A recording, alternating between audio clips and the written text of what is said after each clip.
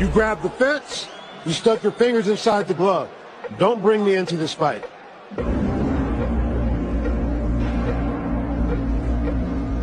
All right, UFC 325. What was that face? Prelims were, Main card was good, man. It was entertaining all the way through. Some yeah. sloppy fights, high level fights. I liked it a lot. I liked Tai Tuivasa fucking dying in the octagon by fucking air, Sometimes those dude. heavyweight fights are the best. Like the low level heavyweight fights, honestly, are arguably better than high level heavyweight fights. Let's get right into it. We have this You know fight. the in Squid Games 2 when the guy goes, "I've played these games before." That's Yeah, literally yeah. what this fight felt like. I feel like I've already watched this fight. Like it really seemed like it was no different from the first time they fought. No, it didn't. Especially the first three rounds. Like I honestly don't remember in the first fight Volk popping Diego as much as he did the second fight. I feel like he was hitting him harder this time. Yeah, I mean, he probably did hit him a little bit harder this time. I actually feel like Diego was softer in the second fight than the first fight. I don't know. It just kind of seemed that Well, way he a little he, bit. he broke his fucking feet. What round did Yeah, he break yeah, his feet? Do we know? I don't know. I don't think it's confirmed yet. But yeah, he broke his feet. I mean, how much does that have to do with him slowing down? Because he did not look any better than he did last time. Yeah, personally, I'm fighting through two broken feet. Like I don't think I would change, to be honest. You brought up a good point while we're talking about it before we started recording. I mean, round five, Diego Lopez threw, right here you can see, he threw four punches. Four in the That's fifth a round. problem. And we got to talk about this. It's a serious topic. Did Diego Lopez's corner tell him it was 2-2 going into the fifth round? And that's why he didn't really put the pressure in the fifth round? Or does this guy maybe, like, does he not have that dog in him? Because he should know, like, if I need to get a knockout in round five to win this fight, why are you throwing four punches? What's going on with you, buddy? That's why I was thinking about the feet thing, because, like, how much did the feet have to do with it? Like, I don't know. I don't see a guy like Diego Lopez going out that way. Yeah, and I know people might come after me and say, well, you wouldn't do any different in there. Well, I probably wouldn't, but I'm not a goddamn professional fighter. And then puts up the question. All right, very important question. Let's hear the question. So maybe a championship belt wasn't enough to motivate him to push the pace in the fifth round. And this might No. sound controversial. This might sound controversial. I'm about to say, it's a hypothetical. Okay. If he had a loved one and their life relied on him winning this fight, would he have pushed the pace in the fifth round, or did he actually give it everything he had? I definitely don't think he put everything he had. I don't think so. I don't think any person who watched that fifth round could say that. There's no way, because how do you throw four strikes? Like, I think he threw 10 strikes, but it was only, what, four punches? Like, what are you doing? I mean, no total strikes. He threw four. No, well, that's pretty bad, dude. I That's mean, pretty bad. three of them were significant strikes, so maybe that's, I guess, a better. I don't know, I but like Diego Lopez a lot, too. And the crazy thing is, who if you doesn't? watched his whole reign, starting from his debut against Masvidal all the way till now, Yeah. he's won all his fights being super aggressive, in your face, pressuring, and he fights Volk, and it's like, you know what, time to slow it down. Maybe because it's a 5 round fight, I don't know, but I mean, you already fought Volk. You already got outboxed by him. So why follow that? And then you just fought Gene Silva, and mhm. you got the same thing happen to you. You got outboxed, outstriked by him. You got lucky with a spinning elbow. Like, what you have to do to win, and you didn't do any of it. Yeah, I Like, like Diego though. I think he's definitely going to be in the title picture for the next two, he's got three, a 4 years. Yeah, he's not the same style as Max Holloway, but he's another Max Holloway of the division. A guy that just cannot beat the champion. Like, he's just gonna stay there, he not just be the can't be champion. Volk. I mean, Yeah, it sucks because Volk is not there. He probably is champ. So yeah, he's going to need a long time to recover with his broken feet, but I mean, he has a bright future, so it's no big deal for okay, him. but now we're talking about who's next for both fighters. Volk. I mean, we don't really know what's next because now Masvar and Leroy Murphy are going to be fighting. What is that? March. Yeah, March, right? I think I don't know. I think Malzvar. should be cut from the UFC because he's boring and he's a pedophile. But um, Oh, that's right. either He did way, say that. Yeah. yeah, either way, I mean, I think it's better if that's the fight for Volk because beating a guy like that looks better on your resume. Yeah. And then Leroy for Murphy's scary Diego, too. yeah, yeah, for Diego Lopez, I mean, he's gonna need probably a long time to recover his two broken feet. So who knows what the division looks like by the time that comes. Do you think Volk doesn't fight until that fight? Like you think Masvar and Yeah, Leroy? I don't think Volk fights until late this year, like probably July. So you think he fights on the White House card then? No, No, not at all. I don't think so. Hmm. So we could see another headline from Volk coming in a month after the White House card. Yeah, or yeah, I think so. That kind of sucks though. Like I love Volk, I do, but I don't think he's main event material anymore. I really don't. I think I he's think co-main event on a champion. normal, I think he's main event material on like a normal pay per view, as long as you have a nice like co-main and featured fight. But Well, the co-main on this one, which we can get into, I mean it was a good fight. Don't get me wrong, but this is not the type of co-main we want in July. no, I do. Dan Hooker's a fun guy to watch, but he's Yeah, he's not the one most of skilled those fighter. guys, man. It's like, dude, how have you been in the UFC for so long and your grappling is so shit? I don't get it. It just doesn't make sense to me. Like, Well, I told you. You asked me who I think's gonna win this fight. I said Dan Hooker is dog shit. I said Benoit Saint Denis by whatever he wants. Which, to be fair, the whole fight. I mean, Benoit Saint Denis fucked him up in every aspect of the fight. To be honest. yeah, some fighters don't improve, and Dan Hooker's one of them. He does not Well, improve his grappling, and Dustin Poirier changed his life. I mean, for the worst after that yeah, fight. It yeah, was just, he's been in a lot of wars. yeah, a lot of dog shit. But What about Benoit Saint Denis call out, dude? Did you like the Armin call out? Think that would be a good one? I, I do like the call out. I do not think it's gonna happen. Armin finally has somebody calling him out, dude. I mean, That's scary, dude, because nobody calls out a guy like Armin. you know No what? one. It's crazy. You have I feel like you have Armin and Ilya and Charles in like one tier, and Yeah. then below that tier you have the Max Holloway, the Benoit Saint Denis, the Gaethje. Like Benoit Saint Denis, I think Armin fucks him up easy without a doubt. I mean, Yes, I agree. if you watch, they both Armin and Benoit Saint Denis just fought Dan Hooker, and Armin was flawless. I mean, it was mistake free. Yeah. Benoit Saint Denis, I mean, he was struggling to take this guy down in the first round, and that's just a bad look, dude. Even the Dan Hooker fight wasn't clean. Like it really wasn't. No, But he won, but honestly, if that fight got into the third round, if it was a 5 round fight, Benoit Saint Denis, he looked like he was gonna gas the fuck out. I don't know.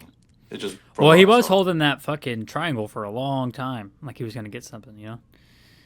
Yeah, But I hope they make the fight though. Please just do BSD Armin. Armin needs to fight one more time before he gets his title shot. You know the UFC is they're gonna do. I mean, they're. so, so you think it's gonna be Benoit Saint Denis versus Armin? I hope so. I hope so.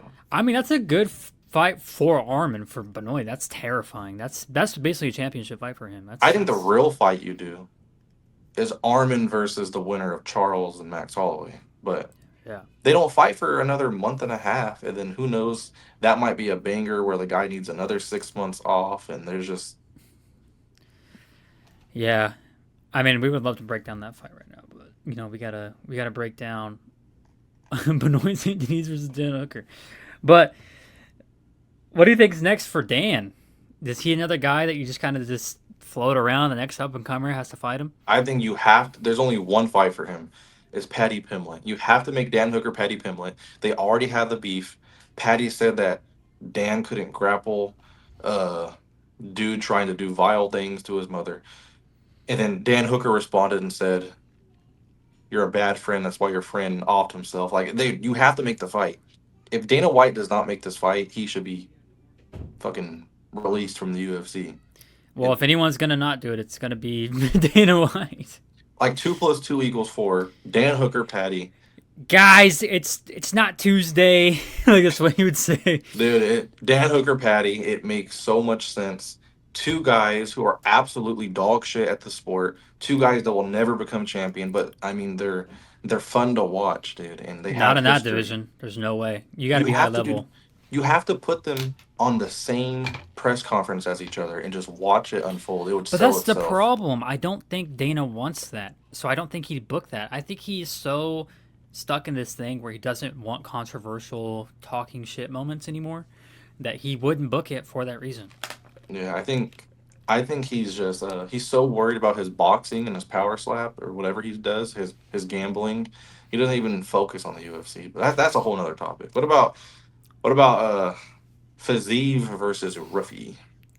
Fizzy versus Ruffy, I mean, oh my god.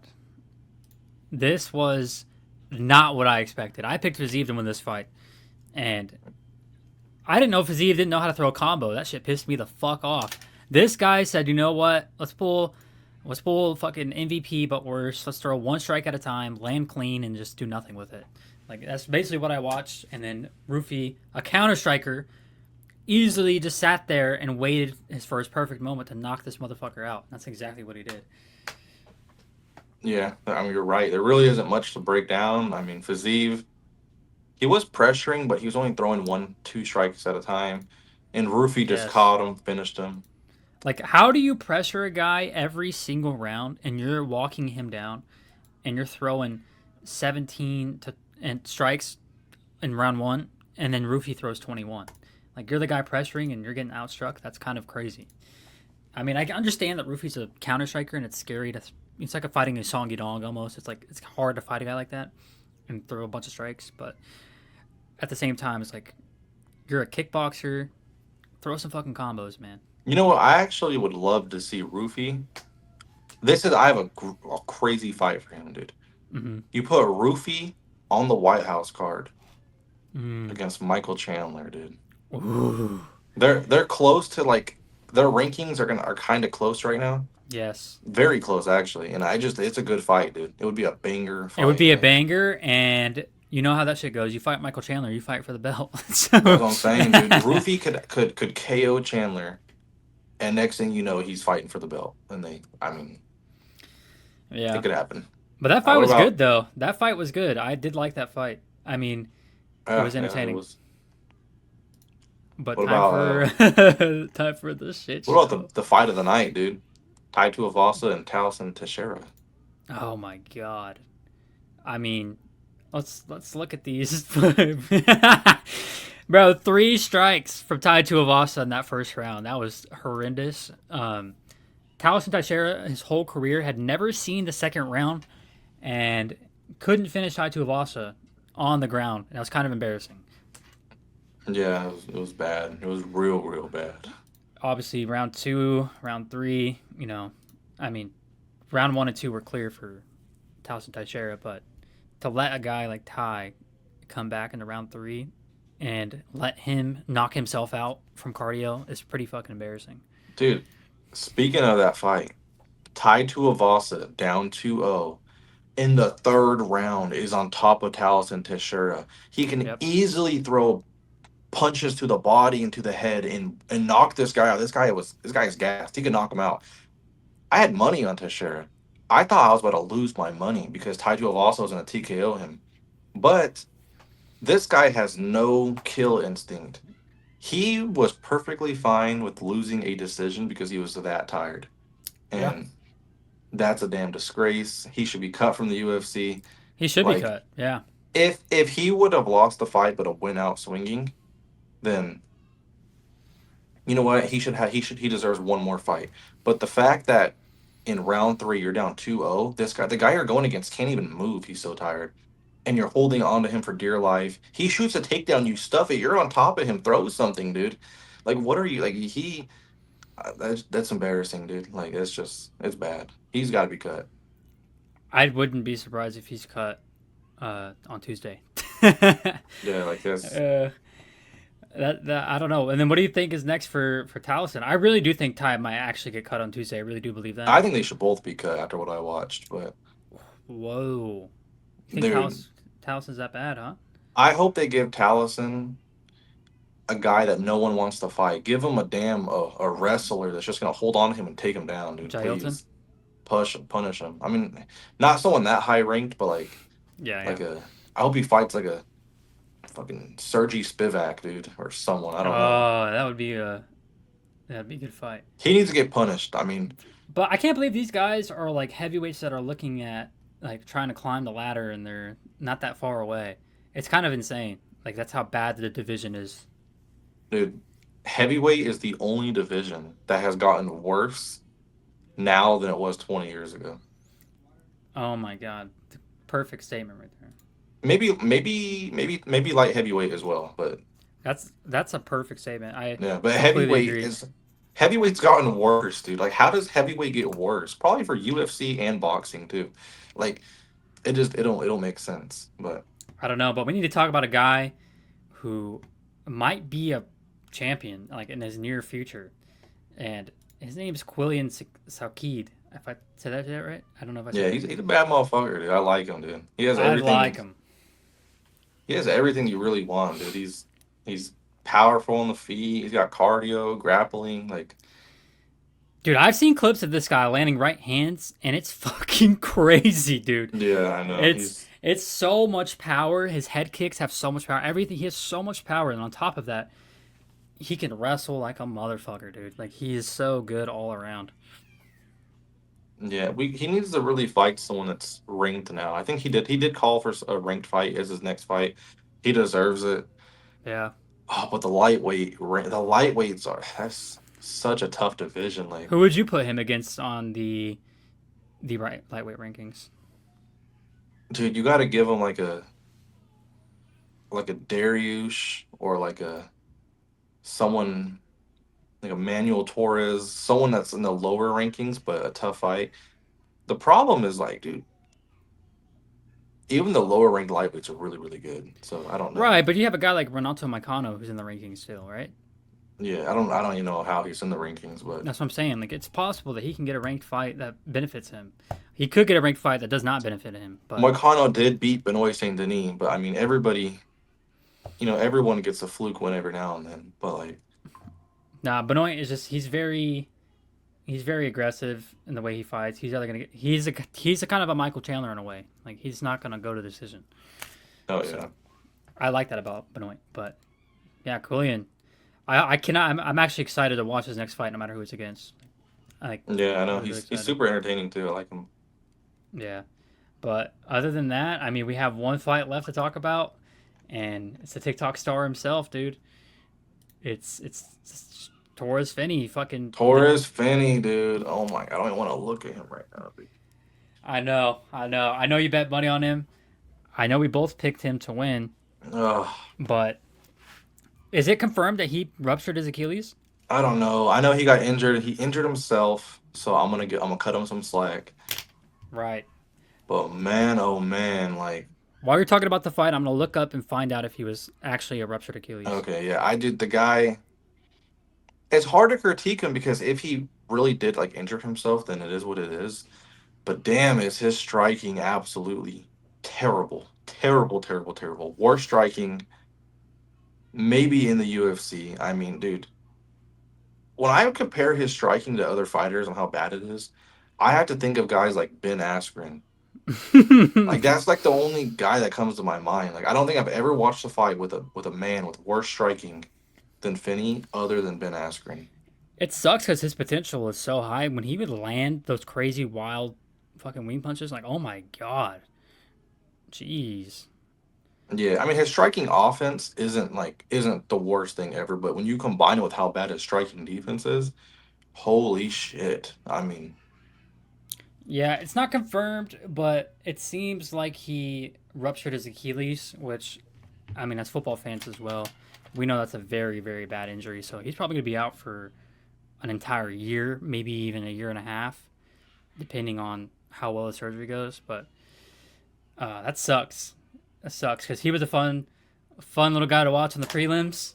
But I mean, you have Jacob Malkoon. I don't really know what you do next with him, but I yeah, think that's it, right? he's a boring fighter too, but Yeah, he is decent. yeah. But yeah, that's it. UFC 325. That's our reaction and our recap. We have fights, a UFC fight night with Mario Bautista and Vinicius Oliveira. yeah, I was not gonna try that, but make sure you guys hit the subscribe button, turn notifications on for our next video. Peace out.